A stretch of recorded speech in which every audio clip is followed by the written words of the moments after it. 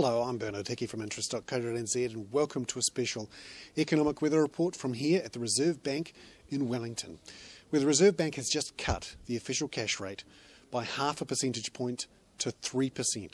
Now this was in line with market expectations, although there were a few economists who'd said that the Reserve Bank could cut by a full 1% to 2.5%. But the thing that really surprised the markets was the comments from Alan Bollard, in which he said that interest rates wouldn't fall much from here. In fact, he didn't see them falling much lower than 2.5%.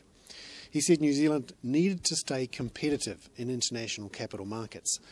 I think that was code for saying our current account deficit is large and we can't afford to cut interest rates too far, otherwise foreign investors may abandon us.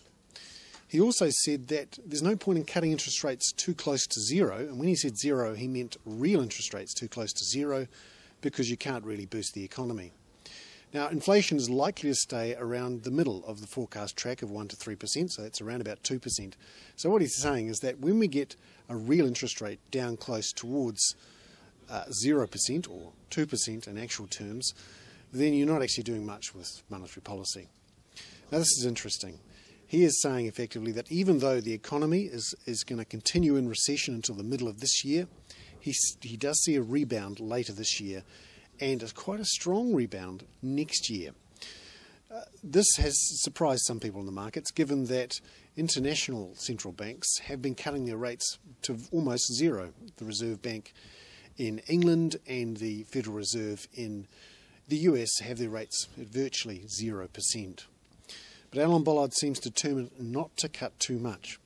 Now we've seen reaction already from the foreign exchange markets, where the New Zealand dollar rose to 51 cents because of this surprisingly hawkish language from Bollard.